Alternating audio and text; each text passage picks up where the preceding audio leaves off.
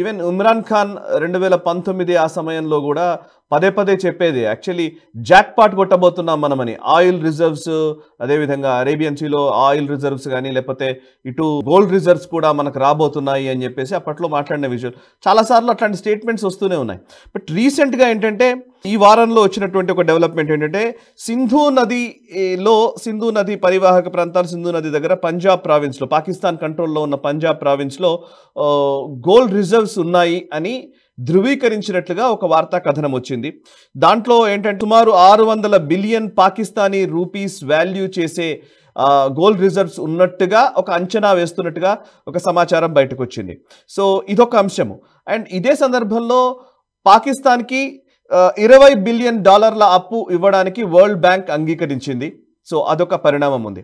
And మూడో పరిణామము, Russia Pakistan పట్ల ఒక సింపతి చూపించే ప్రయత్నం చేస్తోంది. ఈ మధ్యకాలంలో రష్యా నుంచి సెర్జై లావ్రోవ్, ఎవరైతే రష్యా విదేశాంగ శాఖ మంత్రి ఉన్నారో, ఆయన ఇచ్చిన స్టేట్మెంట్ చాలా విచిత్రంగా. ఆయన ఇచ్చిన స్టేట్మెంట్ పాకిస్తాన్ గురించి ఆయన చెప్పిన మాట, it was a victim and target of terrorism.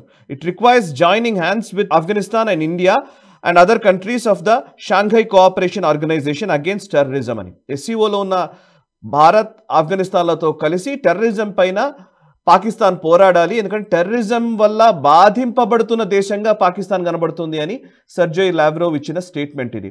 So పాకిస్తాన్కి అనుకూలంగా ఈ 3 అంశాలు కనబడుతున్నాయి. ఒకసారి ఈ మూడింటి గురించి వివరిస్తారా? మనకు ఇది ఇందాక నువ్వు చెప్పినట్టు 2019లో కూడా మనకు ఇమ్రాన్ ఖాన్ సమయంలో కూడా చాలా ఆయిల్ రిజర్వ్స్ దొరికాయి మాకు. కాబట్టి ఇంకా మేము అసలు గల్ఫ్ ని ధీటుగా, ఇన్ఫాక్ట్ గల్ఫ్ దేశాలకే మేము ఎక్స్పోర్ట్ చేయగలిగినంత రిజర్వ్స్ మా దగ్గర ఉన్నాయి అన్నప్పుడు ప్రగల్భంగా పలికారు వీళ్ళు. అలాగే ఇప్పుడు కూడా గోల్డ్ రిజర్వ్స్ కూడా అదే పరిస్థితి. సింధ్ నది యొక్క వరదలు తగ్గిపోయినప్పుడు ఆ ప్రాంతంలో వీళ్ళు, అంటే ఈ ఫ్లడ్ ప్లేన్స్ ఉంటాయి కదా, అక్కడ వీళ్ళకి బంగారు నిధులు దొరికాయని చెప్పేసి వీళ్ళు స్టేట్మెంట్ ఇష్యూ చేశారు. చాలా ఖనిజాలు ఉన్నాయి ఇక్కడ అని చెప్పారు వాళ్ళు. కానీ ప్రాబ్లం ఏంటంటే ఆ ఖనిజాలు ఉన్నా కానీ కూడా ఎక్స్ట్రాక్ట్ చేయడం చాలా కష్టము అని చెప్తున్నారు. అక్కడి నుంచి తీయడం చాలా కష్టం, ఒకటి. 2, ఈరోజు పాకిస్తాన్లో ఇన్వెస్ట్మెంట్ క్లైమేట్ కంప్లీట్గా చచ్చిపోయింది. ఎవ్వరూ అక్కడ ఇన్వెస్ట్ చేయలేరు. లేటెస్ట్గా ఇన్వెస్ట్ చేసినటువంటి చైనా పరిస్థితి ఏంటో చూస్తున్నాం మనం. బార్డర్ దగ్గర కావచ్చు, లేదా మనకు వాళ్ళకు డైమర్ డ్యామ్ దగ్గర కావచ్చు, ఎక్కడ చూసినా చైనీస్ నేషనల్ చంపుతున్నారు. కాబట్టి ఇంత ఇన్సర్జెన్సీ పెట్టుకొని, టీటీపీ ఇన్సర్జెన్సీ, బలూచి ఇన్సర్జెన్సీ, ఇన్ని పెట్టుకుని మీరు అక్కడ ఏమి మైనింగ్ చేయగలరు మీరు అక్కడ? ప్లస్ అక్కడ ఖైబర్ పఖ్తూన్ఖ్వాలో ఉన్నటువంటి టీటీపీ కావచ్చు, లేదా ఆఫ్ఘనిస్తాన్లో ఉన్నటువంటి తాలిబాన్ కావచ్చు, వీళ్ళిద్దరూ కూడా ఏమంటున్నారు, వాళ్ళది ఒకటే దేశము. ఈ పాకిస్తాన్ అధీనంలో ఉన్నటువంటి ఖైబర్ పఖ్తూన్ఖ్వా, అది ఆ డూరన్ లైన్ వాళ్ళు యాక్సెప్ట్ చేయట్లేదు. అంటే అటక్ దాకా, అంటే సింధు నది దాకా మా దేశమైన వాళ్ళు క్లెయిమ్ చేస్తున్నారు. కాబట్టి రేపు మీరు అక్కడ మైనింగ్ చేస్తే కనుక ఈ 2 శక్తులు వచ్చి అక్కడ దాడులు చేయలేదు. కాబట్టి అనౌన్స్ చేయడంలో ఏముంది? ఈ అనౌన్స్ ఎందుకు చేస్తున్నారంటే వాళ్ళ ప్రజలకు ఏదో చెప్పడానికి. ఇప్పుడు అప్పుల్లో ఉన్నాము, చాలా నిరాశ నిస్పృహలో ఉన్నటువంటి ప్రజానికానికి లేదు మనకు చాలా నిధులు దొరికాయి, బంగారం దొరికింది, ఆయిల్ దొరికింది, చూస్తూ ఉండండి మీరు అందరూ చాలా అద్భుతంగా ఉండబోతున్నారని చెప్పి ఒక ఆశ చూపించడానికి చేస్తున్నారు తప్పితే అంతకు మించి ఏమీ లేదు. ఇది ఒరిగేదేం లేదు. ఇక్కడ తవ్వకాలు ఏం జరగదు, ఎక్స్ట్రాక్షన్ అనేది అంతకంటే జరగదు. ఇన్ఫాక్ట్ గోల్డ్ మైన్ రికార్డిక్ ప్రాంతంలో ఉన్నటువంటి ఖనిజాలన్నీ తీయడానికి ఎప్పుడో 10-15 ఏళ్ల క్రితం వీళ్ళు చేస్తున్న ఒప్పందాన్ని నెరవేర్చలేక వాళ్ళు కోర్ట్ ఆఫ్ ఆర్బిట్రేషన్ లో పాకిస్తాన్ వ్యతిరేకంగా విపరీతమైనటువంటి ఫైన్స్, డిమాండ్స్ వాళ్ళ మీద వేశారు. కాబట్టి పాత మైన్స్ నే మీరు ఏం చేయలేకపోయారు. కొత్తది ఇంకా మైన్ లేదు, ఏమి లేదు, ఆలు లేదు, చూరు లేదు, ఏం చేస్తారు? అందుకని ఇవన్నీ కూడా ఏంటంటే ఒక విధమైనటువంటి ప్రజల్ని మోసం చేసేటువంటి ప్రక్రియ తప్ప ఇంకేమీ లేదు. వరల్డ్ బ్యాంక్ $20 బిలియన్ ఇస్తామని వాళ్ళు చెప్పారు. ఎవరికి ఇస్తున్నారు? కంప్లీట్ గా దీవాళా తీసినటువంటి వాడికి ఇస్తున్నాడు. అంటే మీకు $20 బిలియన్ కూడా మళ్ళీ తిరిగి రావు అని తెలిసి పాకిస్తాన్కి ఇస్తున్నారు. అంటే దాని అర్థం ఏంటి? తప్పకుండా ఒక విషయం అర్థం చేసుకోవాలి. పాకిస్తాన్ జియోగ్రాఫిక్ లొకేషన్ చాలా కీలకమైనది. ఎక్కడున్నది అది? పాకిస్తాన్ కంటే ఉత్తరాన ఉన్నటువంటి దేశాలన్నిటి కూడా చాలా కీలకం. అలాగే ఆ దేశాల నుంచి బయటికి రావాలన్నా, ఇక్కడి నుంచి ఆ దేశాలకు వెళ్ళాలన్నా పాకిస్తాన్ ఒక పెద్ద ఏమంటారంటే ఒక మేజర్ భూభాగం దానికి అడ్డుగా ఉన్నది. అందుకని మనకు అరేబియన్ సీ అంటే వార్మ్ వాటర్స్ అంటారు. పైన ఆర్క్టిక్ సీ చాలా చల్లగా ఉంటుంది, అక్కడ ఏం చేయలేం. అలాగే సౌత్ చైనా సీ కూడా చాలా చిన్న ప్రాంతం అది. దాన్ని first China of island, second China of island, ఇవన్నీ కూడా మనం గతంలో చర్చించుకున్నాం.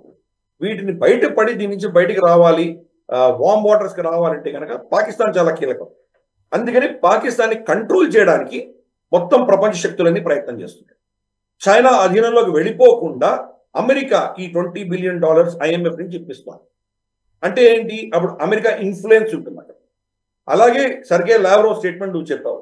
సర్గే లావ్రోవ్ స్టేట్మెంట్ కూడా ఏంటి, పాకిస్తాన్ లో వాళ్ళ ఇంట్రెస్ట్ వాళ్ళని మెయింటైన్ చేసుకోవడానికి వాళ్ళు కూడా ట్రై చేస్తారు. సో తాలిబాన్ ని కంట్రోల్ చేయడానికి ఉన్నటువంటి కూటమిలో వాటిలో భారతదేశం లేదు. చైనా, పాకిస్తాన్, తర్వాత మనకు రష్యా, ఆఫ్ఘనిస్తాన్, ఈ నలుగురు ఉన్నారు. దాంట్లో భారతదేశం చేర్చుకోవాలి అని చెప్పి ఒక డిమాండ్ వస్తాం.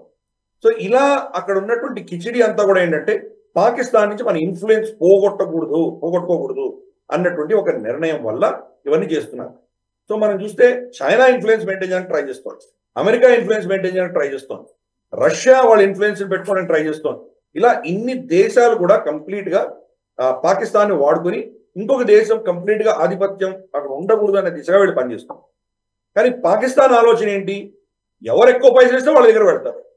లిటరల్ గా అటువంటి రెంటియర్ స్టేట్ అంటారు.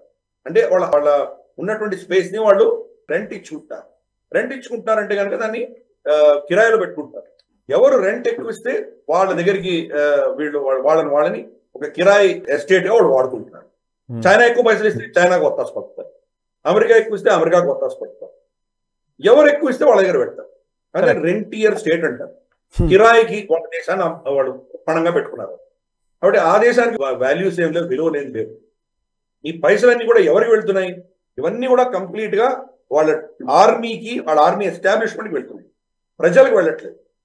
కాబట్టి చూద్దాం మరి ఇక్కడ ఈ యొక్క పవర్ గేమ్ లో భారతదేశం కూడా తప్పించుకోలేము. మన నైబర్ ఉన్నాడు కాబట్టి మన మిత్రులని శత్రువులను మార్చుకోవచ్చు, కానీ మన సరిహద్దులో ఉన్నటువంటి నైబర్స్ అయితే మనం మార్చుకోలేం కదా. కరెక్ట్. కాబట్టి ఈ రాబోయే రోజుల్లో ఈ పవర్ ప్లే ఏ దిశగా వెళ్తుందో చూద్దాం. డొనాల్డ్ ట్రంప్ కూడా పాకిస్తాన్ వ్యతిరేకంగా గతంలో మాట్లాడినటువంటి వ్యక్తి కూడా ఈసారి కంప్లీట్ గా మన సైడే ఉంటారు అని మనం అనుకోవడం కూడా తప్పే. అది పాకిస్తాన్ లో ఇన్ఫ్లుయెన్స్ మెయింటైన్ చేయడానికి అని కొన్ని విషయాలు చేయొచ్చు, అది మనకి ఇబ్బంది కలిగించేటువంటి పరిస్థితులు కూడా రావచ్చు. చూద్దాం. ఈ ప్రాంతం అంతా కూడాను ఒక మేజర్ హిస్టారికల్ చేంజెస్ జరుగుతున్నాయి. కరెక్ట్. వాటి దృష్ట్యా మనం కూడా మన సెక్యూరిటీ, మన ఒక ఫోకస్ క్లియర్ గా పెట్టుకోవాలి. ఈ వీడియో మీకు నచ్చినట్టయితే లైక్ చేయండి, 10 మందికి షేర్ చేయండి. అలాగే కామెంట్ల రూపంలో మీ అభిప్రాయాలను మాతో పంచుకోండి. Nationalist hub group of channels ను సబ్స్క్రైబ్ చేసుకుని తెలుగునాట జాతీయవాద జర్నలిజాన్ని ప్రోత్సహించండి. ఈ వీడియో కింద ఉన్న బెల్ ఐకాన్ పై క్లిక్ చేయడం మర్చిపోవద్దు.